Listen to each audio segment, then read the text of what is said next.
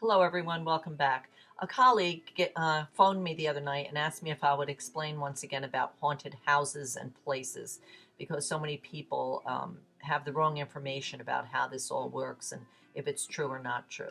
I do not believe in haunted houses or places. I've been asked a few times to go to Gettysburg. I would like very much to go to Gettysburg.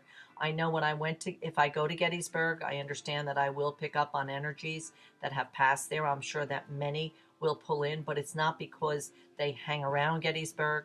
It's because they know that I have a higher vibrational energy. So I'm going to be able to pick up on their energy and they're going to pull their energy in. They all reside in spirit. Once the soul leaves the body, once physical death happens, we go right into the next dimension, which many call heaven. That's where we go. We do not hang around in a house, no matter how much we loved a house. You know, my grandmother loved her house. Route 80 took her house in New Jersey years ago. And I know that on the other side, my grandmother lives in the exact same house that she lived in on Squirrelwood Road, which is now named Greenway Lane after my grandfather. That was the family name, Greenway.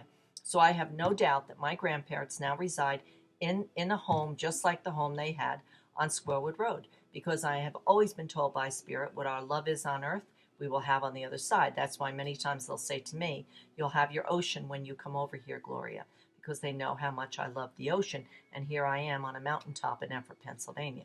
Although I do have a little place down the Jersey Shore, which I love.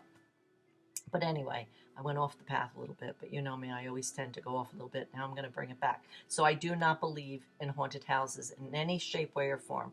If somebody moves into a house and they say, "Oh, I feel an energy in this house, I think this house is haunted," I will explain to them there's no such thing as spirit energy hanging around. If you feel somebody in the house, could be because you yourself have a higher vibrational energy. Spirit recognizes that and they pull their energy in a little stronger, and that's why you feel it, whether you see them or hear them. Remember, there's 5 ways to connect to spirit: clairvoyance to see, clairaudient to hear, clairsentient, which is the feel, claircognizant, which is the all-knowing, and clairgussion, which is taste and smell. And I think all of us at some time in our lives have experienced something like that. Okay, so that's all it is. And I say to people, you know, when they call and say, "Oh, could you come and do a house clearing?" And I'll say, "Well, I'll come do a house blessing. I'd be happy to do that for you, but you don't need a house clearing because only positive energy exists on the other side, and spirit energy doesn't hang around."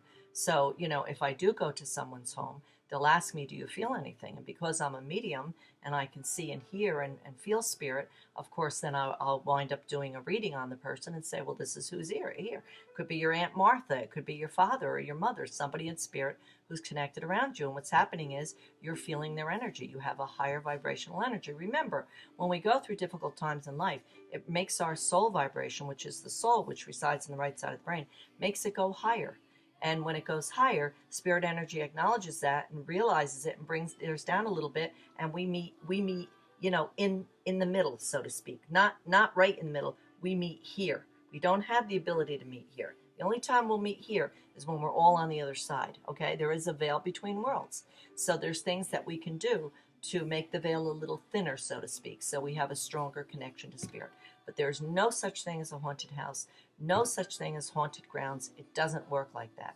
Once the body no longer serves us and physical death happens, we just step out of this body. The spiritual body steps out, which looks like the physical body, steps out, and we begin our life on the other side. It's that simple, okay? So don't buy into the nonsense. You know, don't, if you want to go, I like to go to some of these places myself just to see what kind of energy I pick up. But I truly know that if I do pick up energy, it's only because they sense my higher vibrational energy and they will pull in for me. Okay, so I hope that clears it up a little bit. And I, you know, I try as hard as I can to remove all the myths and fears, connect it with what I do, and true spiritual mediums like myself. There are many of us out there. It's the only thing that any of you should accept. When you go to a medium, make sure it's a spiritual, evidential medium.